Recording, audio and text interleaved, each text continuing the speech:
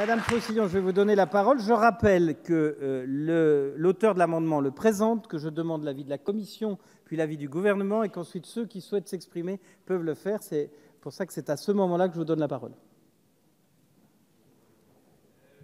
Merci Monsieur le Président. D'abord, je veux dire que quand on connaît bien Bagneux, quand on connaît bien Malakoff et quand on connaît bien Gennevilliers, qu'on connaît bien ses habitants, on ne peut à aucun moment dire que ce sont des ghettos. Ce sont des villes où il y a de la culture, une richesse associative extrêmement importante, où il y a des parcs, ce qui n'est pas le cas de beaucoup de communes des Hauts-de-Seine, d'avoir des espaces verts dans lesquels les enfants, les adultes, etc. peuvent se balader et profiter une fois le boulot terminé. Je veux dire une deuxième chose sur ces villes. Ça fait longtemps maintenant que je suis dans ce département des Hauts-de-Seine et j'ai entendu ce discours-là de la part de tous les maires de droite qui ont pris des villes au fur et à mesure des années, qui ont chassé les classes populaires de leur ville, qui ont refusé d'appliquer la loi SRU.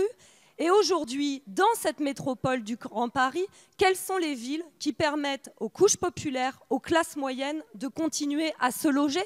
C'est justement les villes dans les Hauts-de-Seine, je parle, que Madame Rossi vient de citer. Parce que rappelons-le ce chiffre, oui, 70% aujourd'hui des Français sont éligibles au logement social.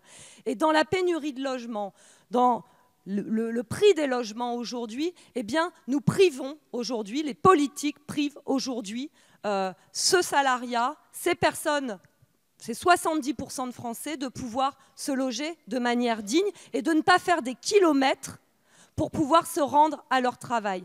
Donc, entendre aujourd'hui les mêmes arguments de la part de Madame Rossi que de la part de cette droite départementale qui a chassé les classes populaires et qui vient pointer ces villes plutôt que de venir pointer. Je demande le même respect qui a été demandé tout à l'heure, Monsieur Gégaud, Monsieur le Président. Venir expliquer, pointer ces villes, les stigmatiser, plutôt que de regarder les villes comme Neuilly, comme Boulogne, qui sont aujourd'hui des villes carencées et qui ont fait ce travail d'exclure les villes populaires, les classes populaires et les classes moyennes, je trouve ça proprement scandaleux. Je vous remercie.